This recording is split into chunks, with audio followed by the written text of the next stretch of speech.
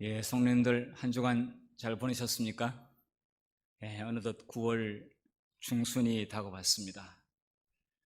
원래는 태풍으로 코로나로 정말 너무 많이 혼란스럽고 또 이 가을이 오는 그 가을의 정취를 미처 느낄 수 없는 그러한 마음 상태에 있는 것을 느낄 수가 있습니다. 우리 농부들의 마음이 얼마나 아플까 하는 생각을 해보게 되었습니다. 이런 가운데서 하나님께서 우리와 함께 하시고 우리가 하나님 안에 거한다면 하나님께서 우리들을 그래도 이 가운데서 가장 좋은 길로 분명히 인도하실 줄을 믿으시기를 바랍니다. 이때일수록 더욱 믿음이 필요합니다. 그리고 더더욱 예수님의 오심에 대한 이 갈망이 우리 마음 가운데서 일어날 줄로 믿습니다. 오늘 이 모든 시름을 놓고 염려와 근심들을 내려놓고 우리 피난처에 되시는 예수님 품 안으로 들어오신 우리 모든 성도님들을 진심으로 환영합니다. 오늘 저녁에는 제가 개혁의 민초들 이런 제목으로 말씀을 나누고자 합니다. 부제목으로는 바알에게 무릎 꿇지 아니한 사람들. 오늘날 가만히 있으면은 그냥 아무것도 안 할 수 있는 게 아니라 이 세상에 여러 가지 의지하고 믿고 있는 바알과 같은 어떤 종교와 신앙에 흡수되거나 끌려갈 수밖에 없습니다. 또 세속의 물결을 거슬러 역행해서 올라가려면 대단한 결단과 노력이 필요합니다. 또 이 감상주의 신앙으로 자칫 잘못하게 되면 신앙이 해해질 수 있습니다. 그렇기 때문에 정말 신앙의 표준을 한 단계 올려놓고 부지런히 그 말씀의 표준을 향하여 나가고자 하는 그러한 결심이 필요합니다. 그렇지 아니하면은 바알에게 무릎을 꿇을 수밖에 없고 또 이 자신 스스로가 정해놓은 감상주의 신앙과 인본주의의 흐름에 그냥 떠내려갈 수가 있습니다. 오히려 주님 오심이 가까운 때가 오면 올수록 우리의 신앙의 표준을 더 높일 때 우리는 하나님의 도우심을 힘입어서 믿음으로 승리할 수 있다고 생각합니다. 자, 오늘 그래서 부제목으로 바알에게 무릎을 꿇지 아니한 사람들 이런 제목을 함께 넣어봤습니다. 자, 제가 이 지도를 좀 여러분들에게 보여드리고자 합니다. 지금 이 지도는 보면은 이탈리아가 있습니다. 자, 이탈리아가 있고요. 이제 프랑스가 있습니다. 여기 스위스가 있습니다. 지금 여기 보우 어느 한 지명이 나옵니다. 자, 이 지역은 알프스 산 지역입니다. 자, 이 보우를 각시대쟁투에 보게 되면은 보우도바 이렇게 나옵니다. 지명이. 좀 더 자세히 보겠습니다. 자, 지금 여기 보우라고 하는 지역이 있고요. 여기 로잔이라는 지명이 나옵니다. 로잔은 스위스에 아주 중요한 주가 있습니다. 올림픽 추첨을 하게 될 때 스위스 로잔에서 추첨을 한 것을 우리가 기억을 하고 있습니다. 자, 그 가운데서 이 보우라고 하는 이 도시가 아니라 이 지역은 로잔이라고 하는 큰 주 안에 포함되어 있는 아주 산간 지방의 시골 마을입니다. 자, 제가 왜 이 지명을 선택했을까요? 이것은 우리 대쟁투의 왈덴스인들에 대한 소개를 하면서 거기에 보우도바 교인들에 대한 이야기가 나옵니다. 보우도바 교인들. 지금은 제가 보니까 이 호숫가에 이 지중해 바다는 아닙니다. 그 안에 호수들이 참 많아요. 그 가운데서 지금은 이 스위스가 참 풍경이 좋고 잘 사는 나라입니다. 그런데 중세 종교 암흑 시대에 여기에 이 시골 깊은 산 계곡에서 많은 신실한 그리스도인들이 오셔서 신앙생활을 한 것을 볼 수가 있습니다. 자, 오늘 저는 보우도바 교회 교인들이라고 하는 그 시대의 내용을 중심으로 해서 제가 개혁의 민초들 이런 제목을 가지고 좀 말씀드리겠습니다. 이 보우 말씀드린 대로 스위스 로잔 주의 한 지역입니다. 그런데 이 보우도바라고 왜 그렇게 했는지는 제가 잘 모르겠습니다만은 대쟁투를 번역한 분이 보우도바라고 그렇게 발음을 그렇게 했습니다. 그러면서 이게 역자주에 보면은 왈덴스 교도들 이렇게 이야기했어요. 그러니까 왈덴스 교인들이 보우라고 하는 지역에서 살았다는 것입니다. 그런데 각시 대쟁투에 보게 되면은 이렇게 표현했습니다. 보우도바 철치, 보우도바 교인들, 교회 이렇게 묘사를 하고 있습니다. 그런데 그 교회는 순결하고 단순한 점에서 사도시대의 교회와 비슷하였다. 자, 이 시기는 12세기, 13세기 이때였습니다. 그러니까 이 초대교회하고는 많은 시간이 흘렀습니다. 많은 역사가 흘렀습니다. 그렇지만은 그들의 신앙의 순수성과 그 믿음이 초대교회에 가졌던 신자들하고 비슷하다. 사실 이때는 로마 천주교회가 정말 모든 세상을 통치하고 있던 그런 시대였습니다. 그리고 정말 교회가 매우 타락한 그런 시대였습니다. 그런데 이 보우도바 교인들은 사도시대의 교인들하고 신앙이 비슷했다. 이렇게 기록을 하고 있습니다. 자, 그 가운데서 이 왈데스라고 하는 사람이 있습니다. 왈데스. 우리 왈덴스라고 하는데 왈데스는 사람 이름이고요.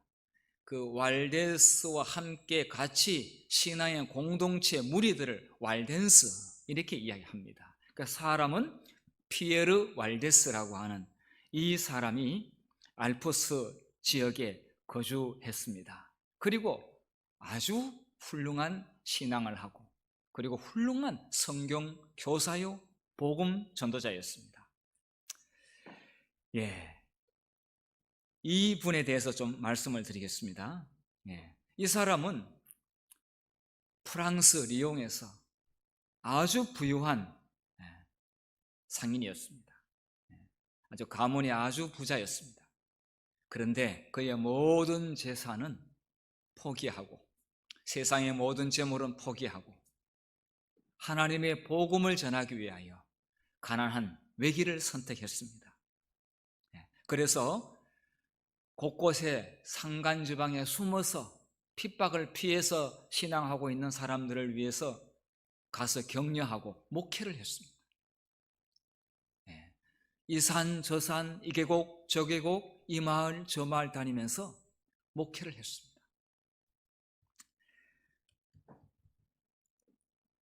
그는 성경의 중요한 인용구들을 자국어로 번역을 했습니다.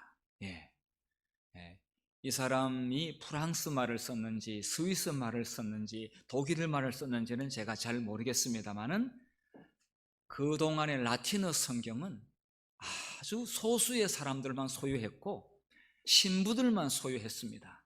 그렇기 때문에 일반 사람들은 성경을 가질 수가 없었습니다. 그러다 보니까 전체를 다 못 가진다 할지라도 중요한 성경 인용구들을 번역을 해서 사람들에게 주고 그걸 가지고 설교하고 이렇게 했습니다.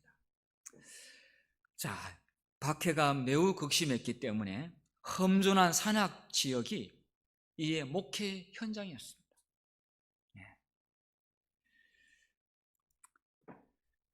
그래서 피에르 왈덴스와 왈덴스인들은 종교개혁의 선구자로 이렇게 간주를 합니다. 왜냐하면 이들의 순수한 신앙과 진리를 보존했기 때문에 이들의 믿음과 선교로 말미암아 그 다음 14세기에 종교개혁자들에게 그 진리가 전수되었고, 그 다음에 나아가서 17세기 말틴 루터와 종교개혁자들에게 그 진리의 복음의 씨앗을 전수하고 많은 이를 모를 사람들에게 복음을 전한 무리들이 바로 이 보도바 교인들이었습니다. 즉 왈덴스인들이었습니다. 그래서 지금 독일의 보름스에 있는 루터 기념물 곁에 루터가 종교개혁의 별이었다고 한다면 이 사람은 새벽별 이전의 별이었습니다. 그러니까 선구자 역할을 한 것입니다. 그래서 이 사람의 그 활동을 기리기 위해서 루터 옆에다가 이 사람의 조각상을 옆에다가 세워놓았습니다. 그만큼 이 왈덴스인들은 중세 종교 암흑 시절을 통과하게 될 때 그만큼 핍박을 받으면서 열심히 복음을 전했다고 하는 것을 볼 수가 있습니다. 자, 이 다음에 이 도표를 좀 보도록 하겠습니다. 개혁의 샛별들 이렇게 제가 제목을 정했는데요. 자, 12세기, 이때 12세기는 참 중요합니다. 여러분, 이 카노사의 굴욕 사건이 1077년 있었습니다.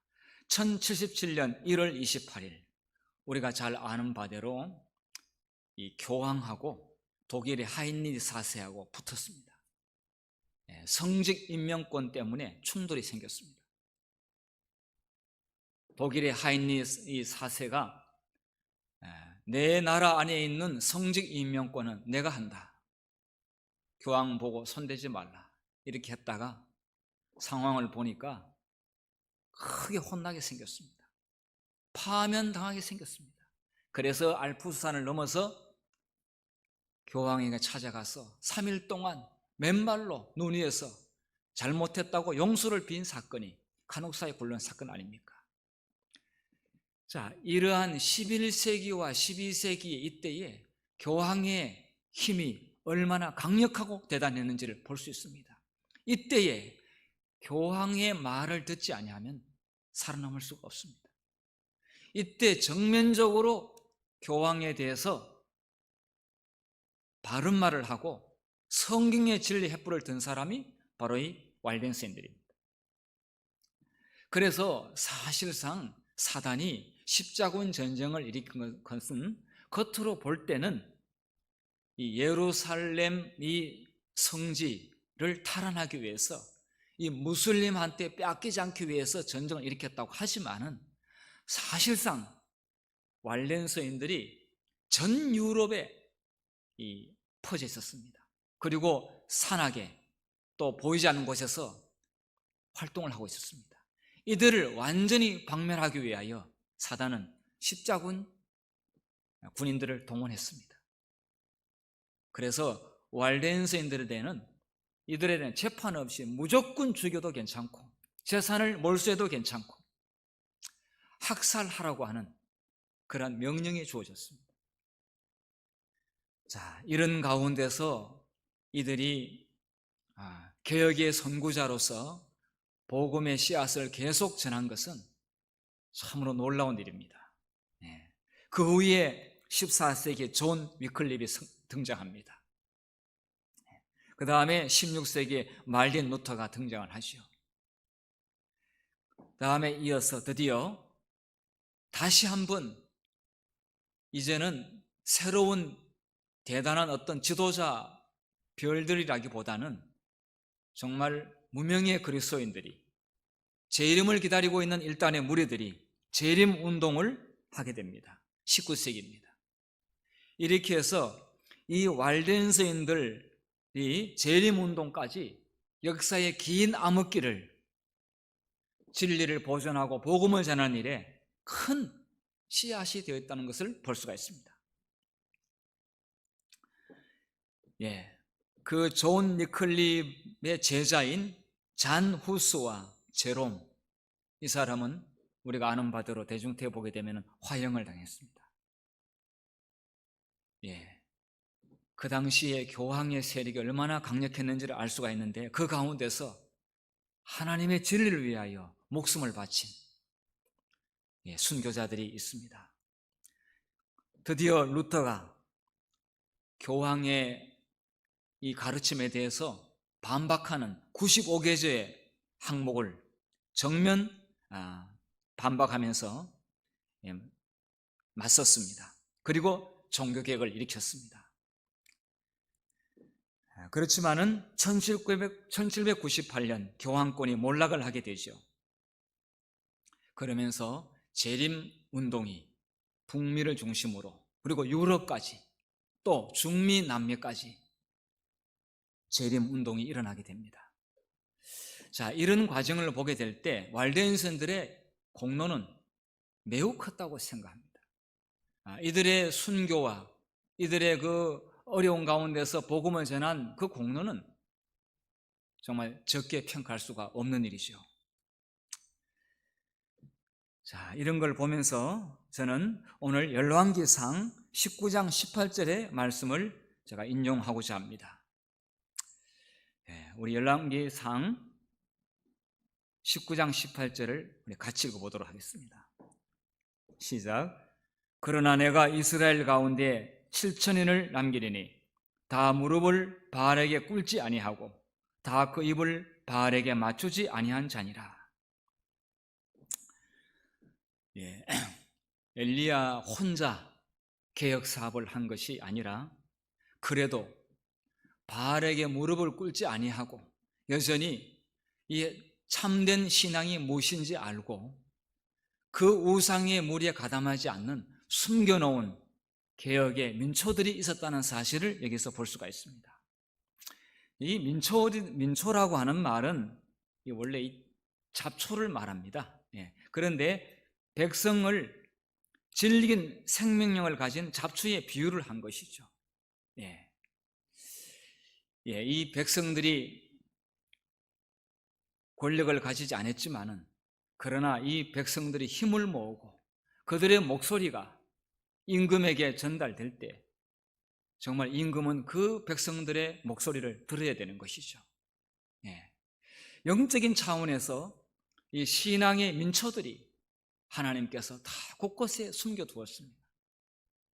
그리고 그들은 아무 명예도 없이, 아무런 보상도 없이 오직 예수님과 그리고 진리 하나를 위해서 자신의 일생을 바친 무명의 크리스찬들이 많이 있습니다.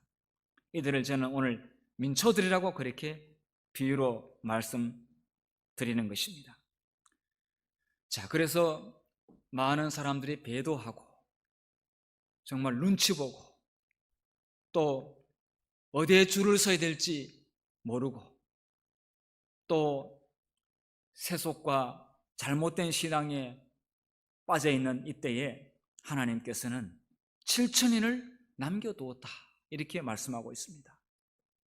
저는 중세 종교 암흑 시대에 이런 민초들이 왈덴서인들이었는데, 그들은 어느 시대에 못지않게 뜨겁고 순수한 신앙을 가지고 있었습니다. 이 말씀을 드리면서 저는 아마도 예수님 오시기 직전에 많은 사람들이 신앙이 나태하고 또 많은 사람들이 신앙에서 물러가고 그리고 돈에 굴복하고 명예에 굴복하고 세상 흐름에 떠내려가고 이럴 때 하나님께서 숨겨둔 보석과 같은 순수한 믿음의 용사들을, 민초들을 반드시 일으키실 걸로 저는 기대하고 있습니다. 이 주구의 사업은 천사들이 대신해서 일해서 마치는 것이 아니라 반드시 사람을 통해서 이 사업을 마친다고 했습니다. 그렇기 때문에 바알에게 무릎을 꿇지 아니한 많은 인물들을 하나님께서 지금 준비시키고 있다고 생각합니다. 이 코로나 가운데서도 하나님께서 준비시키고 있다고 생각이 됩니다. 이런 사람들은 코로나 때문에 또 뭐 이 돈 때문에 그들의 믿음이 약해지거나 흔들리는 그런 사람들이 아니라, 그러면 그럴수록 더욱더 더 하나님의 말씀을 붙잡고 하나님께 충성하는 그런 무명의 크리스찬들로 그렇게 생각이 됩니다. 엘리야가 매우 개혁적 인물이기는 했습니다마는, 그러나 엘리야가 명령을 내렸을 때 그 도망가는 바알과 아세라 선지자들, 그들이 엘리야한테 패해서 도망가게 될 때 칼을 빼서 추적해서 그들을 친 사람들이 누굽니까? 바알에게 무릎을 꿇지 아니한 사람들이었어요. 그러니까 하나님께서 명령을 내리시고 늦음이 성령을 부어주시면 그들은 본격적으로 움직입니다.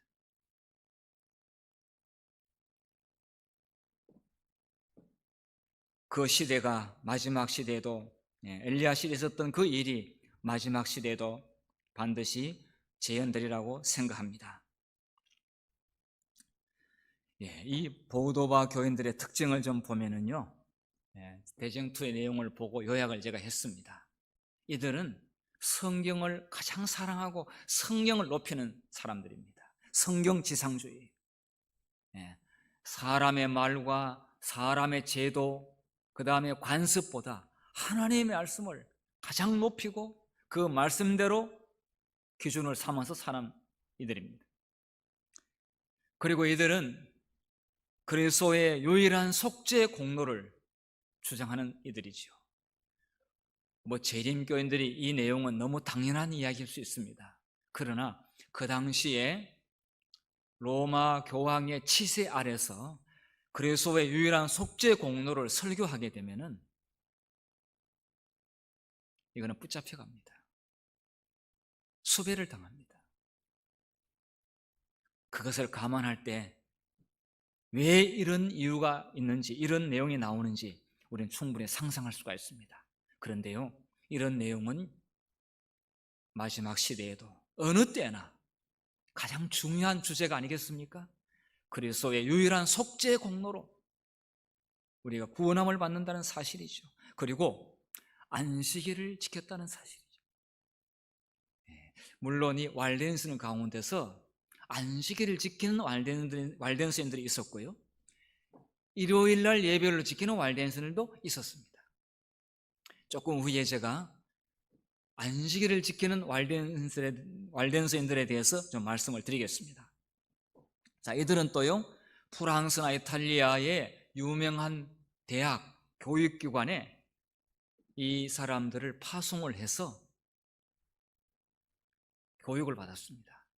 그 교육은 이 세상 사람들과 어울리려고 하는 그런 또 동화되려고 하는 것이 아니라 돌아가는 세상을 판단하고 어떻게 이들에게 효과적으로 복음을 전할 수 있는지 그것을 파악하기 위하여 교육기관에 학생 신분으로 보냈습니다.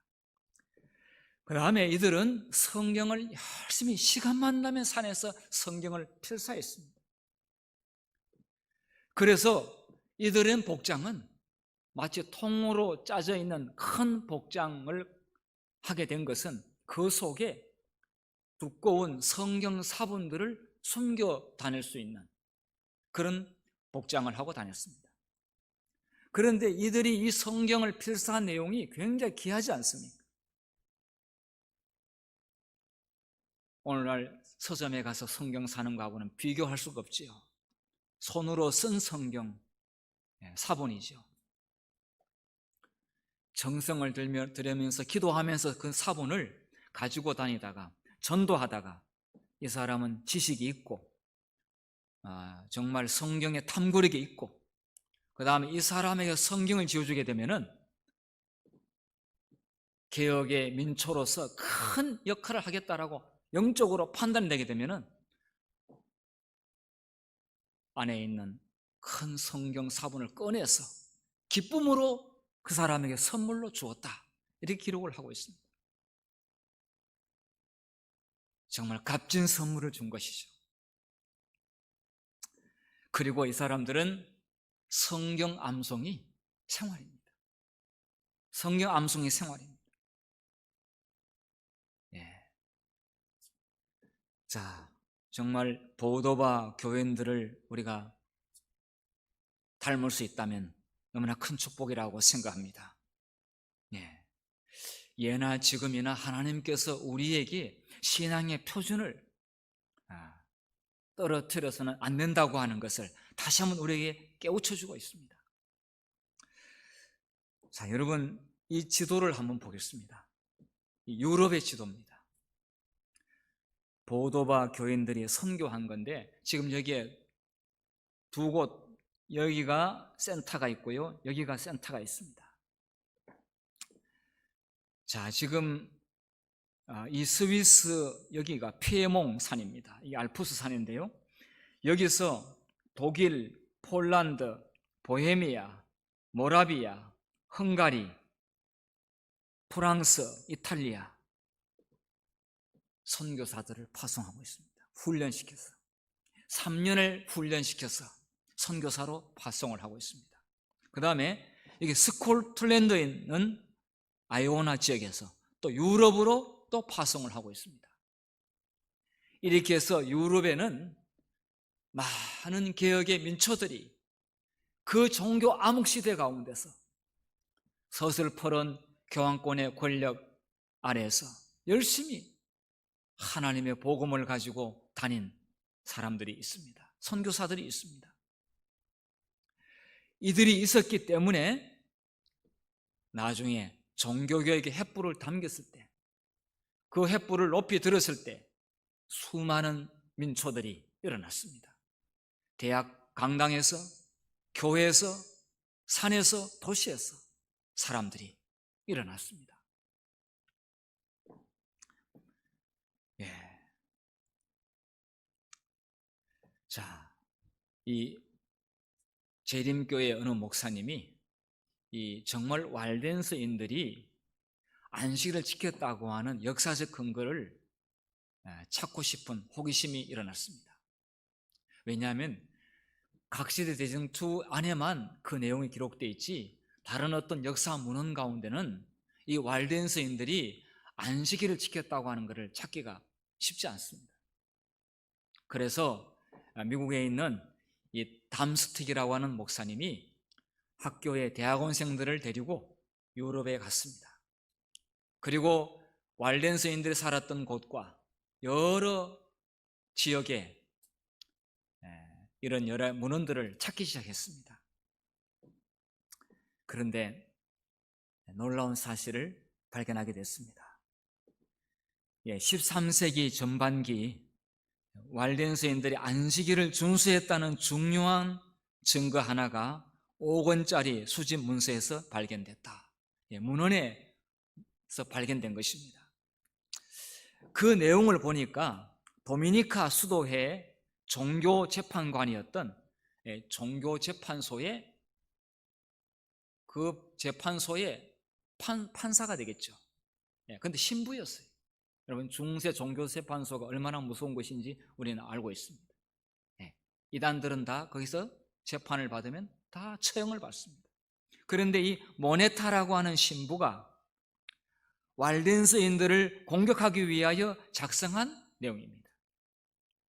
그런데 거기서 내용이 뭐냐면, 왈덴스인은 가톨릭 교회가 안식일 계명을 범한다고 비판했고, 그러니까 왈덴스인들이 가톨릭 교회가 안식일을 범했다라고 그렇게 이야기를 하니까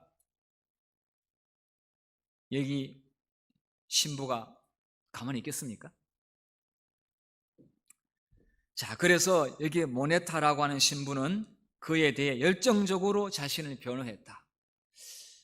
아마 토요일이 안식일이 아니고 일요일이 주일이다, 안식일이다 라고 하는 그 이유를 자기 나름대로의 변호를 했습니다마는 왈덴스인들은 아니다, 토요일이 안식일이다.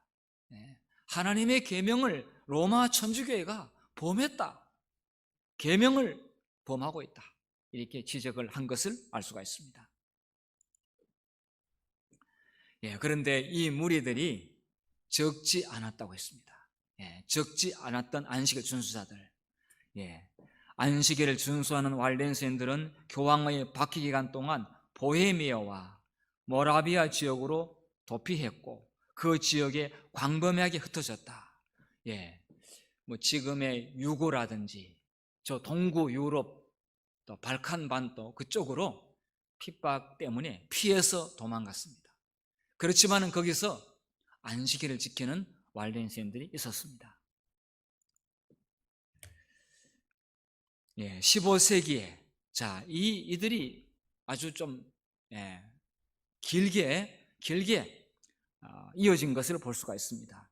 15세기에 교회 역사가 요한 델링거는 보헤미아의 waldenser들이 주의 날 외에 동정녀 마리아와 사도들의 추기를 경축하지 않는다. 적지 않은 무리가 유대인들처럼 제7일 안식일을 준수한다고 보고했어요. 역사학자가 이 보헤미아에 있는 waldenser들이 유대인들처럼 이들이 안식일을 지키고 있는 그리스도인들로 소개를 하고 있습니다. 이와 같은 증거들은 13세기부터 15세기에 waldenser인들 상당수가 제7일 안식일을 준수했음을 분명히 보여줄 뿐만 아니라 초기 waldenser 중에 안식일 준수자가 있었다는 각 시대 대쟁투의 진술이 타당함을 입증한다. 이렇게 확인했습니다. 우리는 이 예언의 신에 나와 있는 내용이기 때문에 그냥 큰 의심 없이 믿습니다. 재림교인들은 믿습니다. 그러나 예언의 신을 안 믿는 사람들이 볼 때 대쟁투에 있는 이야기를 해도 잘 받아들이지 않을 수가 있을 것입니다. 그러나 대쟁투 외에 이러한 문헌들이 발견됐다는 사실은 놀라운 일입니다. 하나님께서 개혁의 주체 세력인 이 민초들에게 안식일을 잊어버리지 아니하고 이들에게 계속적으로 안식일 준수의 역사가 이어졌다고 하는 것은 참 놀라운 일입니다. 엘리야는 그렇게 바알 선지자들, 아세라 선지자들과 싸워서 이겼지만은 그 이세벨을 두려워가지고 도망을 갔지 않습니까? 정말 선지자답지 않는 그러한 모습을 하고 있습니다. 그리고 하소연을 하는데 열왕기상 19장 10절과 14절에 제가 두 성경절을 표시했는데요. 내용이 너무나 똑같아가지고 그냥 한 번만 써도 똑같습니다. 똑같은 하소연을 2번씩이나 했습니다. 제가 대답하되 내가 만군의 하나님 여호와를 위하여 열심히 특심하오니 이는 이스라엘 자손의 주의 언약을 버리고 주의 단을 헐며 칼로 주의 선지자들을 죽였으며며 오직 나만 남았거늘 저희가 내 생명을 찾아 취하려 하나이다. 엘리야답지 않는 정말 나약한 모습을 보여주고 있죠. 자기만 남았다고 했어요. 나만 남았다. 저희가 내 생명을 찾아 취하려 하나이다. 얼마나 두려웠으면은 이런 하소연을 이렇게 반복해서 할까요? 엘리야답지 않은 모습입니다. 그런데 이 내용에 대해서 우리 본교의 성경 주석에는 이렇게 이야기하고 있습니다.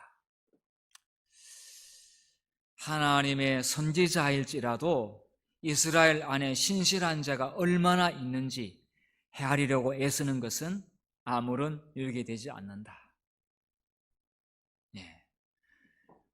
그러니까 우리는 하나님의 진리의 말씀, 그 다음에 하나님의 명령에 오직 순종하면 되는 것이지, 지금 이 안에 하늘나라 갈 사람이 몇 명이냐 숫자를 세는 것은 의미 없다.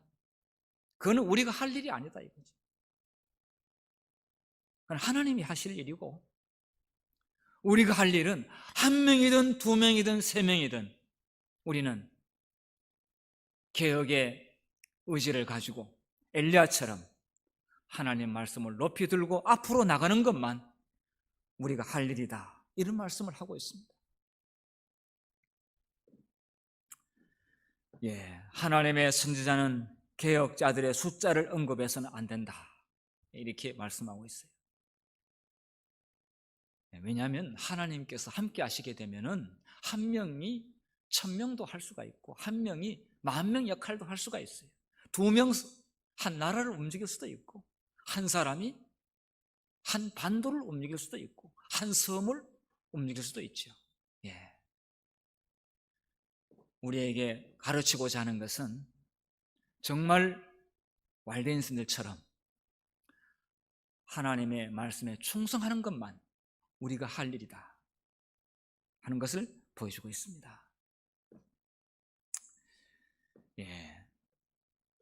왈덴스인들은 사람을 두려워하지 아니했습니다.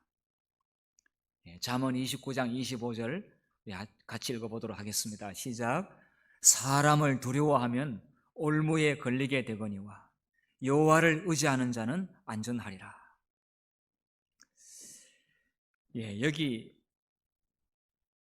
안전이라고 하는 단어를 제가 찾아봤어요. 이 사가부라고 하는 이것은 높다, 높은 곳에 두다, 이런 말이에요. 그러니까 이 안전한 곳에, 높은 곳에 둔다, 이런 의미가 있다고 했습니다. 보통 사람들이 미치지 못하는 곳에, 그러니까 하나님께서 왈덴스인들을 사람이 미치지 못하는 높은 곳에, 높은 산에, 또 깊은 산에 두셨어요. 왜냐하면 그이가 안전했기 때문이죠. 또 어떤 경우에는 사람이 감히 미치지 못하는 높은 곳에 사람을 두심으로, 또 하나님의 뜻을 두심으로 보호하는 그런 의미도 있습니다. 그래서 잠언 18장 10절에 보면은 지금 조금 전에 말씀드린 내용에 대해서 아주 추석을 정확히 하고 있는데요, 잠언 18장 10절 같이 읽어보도록 하겠습니다. 시작. 여호와의 이름은 견고한 망대라, 의인은 그리로 달려가서 안전함을 얻느니라. 여호와의 이름은 견고한 망대라. 하나님께서는 높은 곳에, 안전한 곳에 우리를 두신다고 했습니다. 우리는 사람을 두려워하지 말고 사실 하나님을 우리가 의지하고 하나님을 두려워하게 될 때 오히려 안전할 수 있습니다. 시편 139편 6절에도 이렇게 말씀했습니다. 이 지식이 내게 너무 기이하니 높아서 내가 능히 미치지 못하나이다. 하나님의 말씀은 깊고 높고 위대해서 가히 사람의 생각으로 함부로 판단할 수 없다는 것이죠. 그런데 끊임없이 위로 올라가면 올라갈수록 우리 인간은 하나님께서 마련하신 안전한 곳에 이르게 된다는 그런 말씀을 하고 있습니다. 사랑하는 여러분들이시여, 사람을 두려워하면 개혁을 하지 못하고, 사람을 두려워하게 되면 복음도 전할 수가 없고, 사람을 두려워하게 되면 하나님께 충성할 수가 없습니다. 오히려 우리를 하나님께서 우리를 높은 곳에 두시려고 하게 될 때, 순종하며 나가게 될 때 오히려 그것이 보호를 받을 수 있고 안전하게 된다는 사실을 기억하시기를 바랍니다.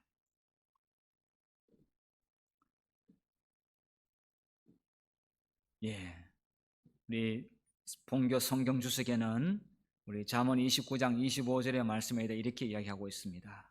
사람들을 두려워하여 자신의 의무를 등한히 하거나 잘못된 것인 줄 알면서도 행하는 자는 자기의 구원을 위태롭게 한다. 그러나 여호와를 두려워하는 자는 안전하고, 문자적으로 조금 전에 제가 말씀드린 대로 높은 곳에 세워짐으로 원수의 모든 공격으로부터 보호를 받는다.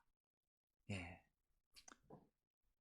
오히려 사람에게 맞추는 것보다 하나님에게 맞추게 되면 오히려 원수들로부터 보호를 받는다고 말씀하고 있습니다.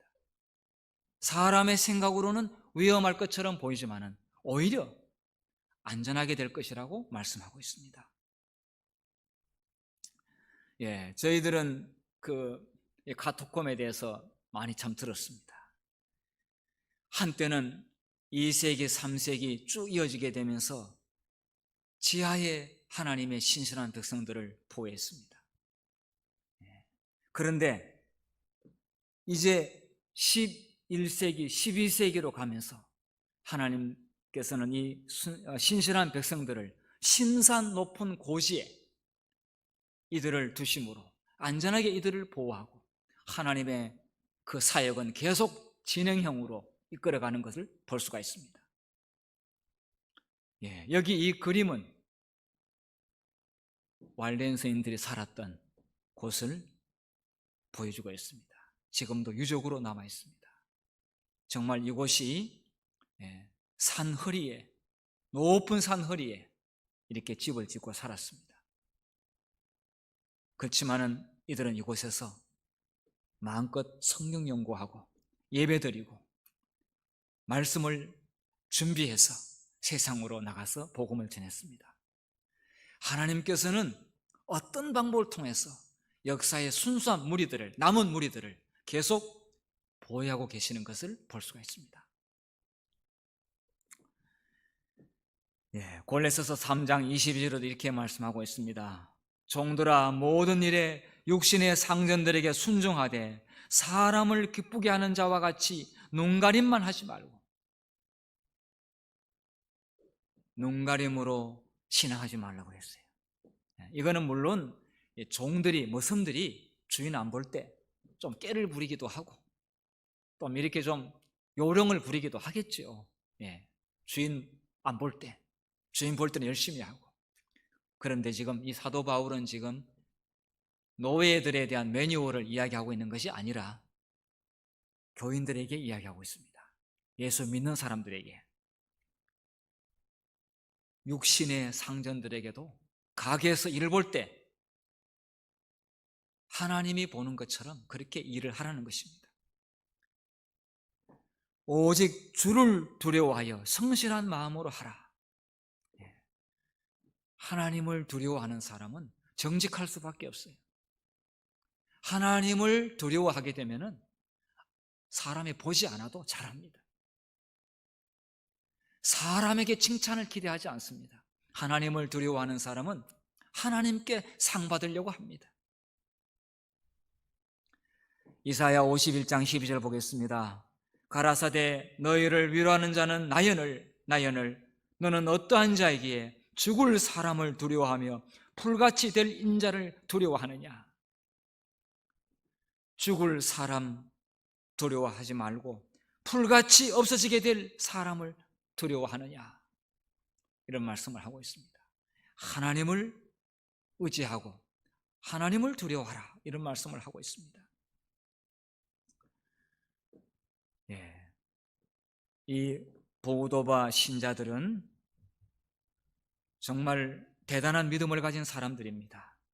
저는 이 내용을 보고 하루 종일 명상했습니다. 대쟁투 상권 대쟁투 78페이지에 보게 되면은 이렇게 이야기했습니다.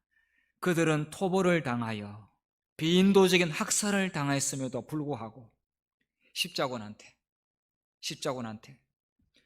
귀중한 진리를 선포하기 위하여 전도자를 파견하는 일을 그치지 아니하였다.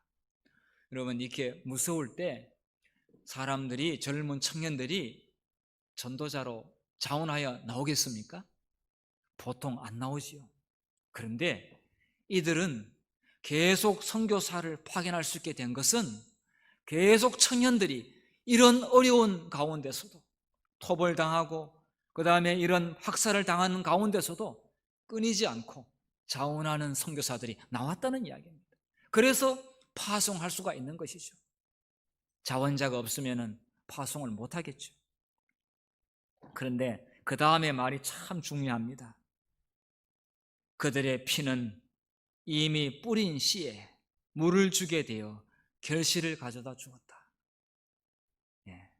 근데 이거는 이제 영어 성경에 보게 되면은 그들의 피가 뿌려진 씨앗에 물을 주었다, 이런 말입니다. 예.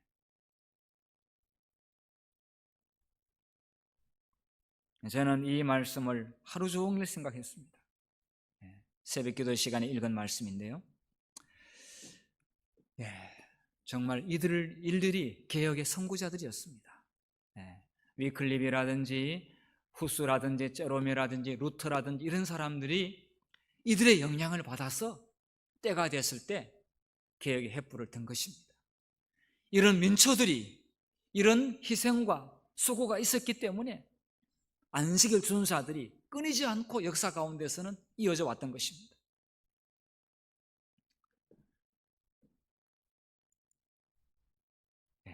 오늘 제가 말씀을 맺으면서 개혁의 민초들의 특징을 다시 한번 봅니다. 이들은 결코 사람을 두려워하지 아니했다. 사람을 너무 생각하게 되면은 바른 신앙을 못할 수가 있습니다. 자, 이들은 진리를 목숨과 바꾸었습니다.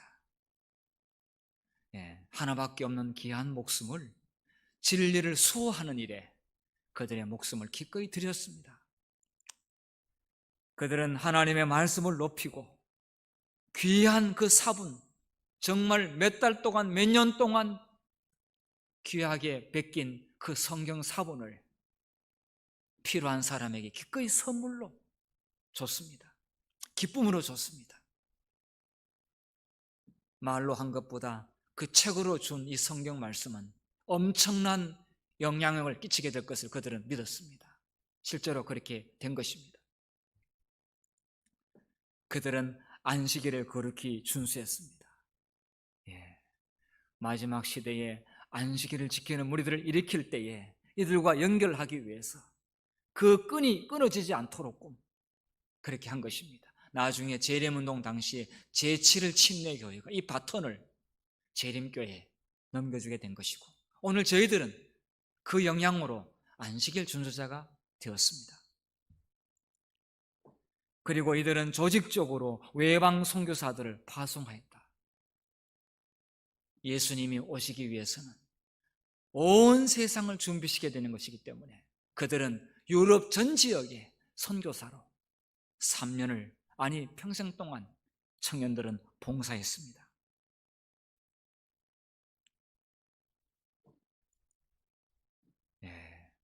저는 이 말씀을 드리면서 우리 모두가 다시 한번 마지막 시대의 개혁의 민초들로 다시 돌아가고자 하는 그러한 각오가 있기를 간절히 바랍니다. 요한계시록 14장 7절, 그가 큰 음성으로 가로되 하나님을 두려워하며, 사람을 두려워한 것이 아니라 하나님을 두려워하며 그에게 영광을 돌리라. 이는 그의 심판하실 시간이 이르렀음이니 하늘과 땅과 바다와 물들의 근원을 만드신 이를 경배하라 하더라. 그들의 정신, 왈덴스의 정신과 마지막 남은 무리 백성들의 정신은 이 성경절로 서로 공통점을 가지고 있습니다. 자, 오늘 저는 말씀을 줄이면서 자신의 죄에 대해서는 정말 입새이는 바람에도 괴로워하면서, 그러나 정의와 진리를 고수하고 옳은 일을 위해서 결코 물러서지 않는 개혁의 민초들이 우리 모두가 되기를 간절히 바라면서 오늘 말씀을 마치겠습니다.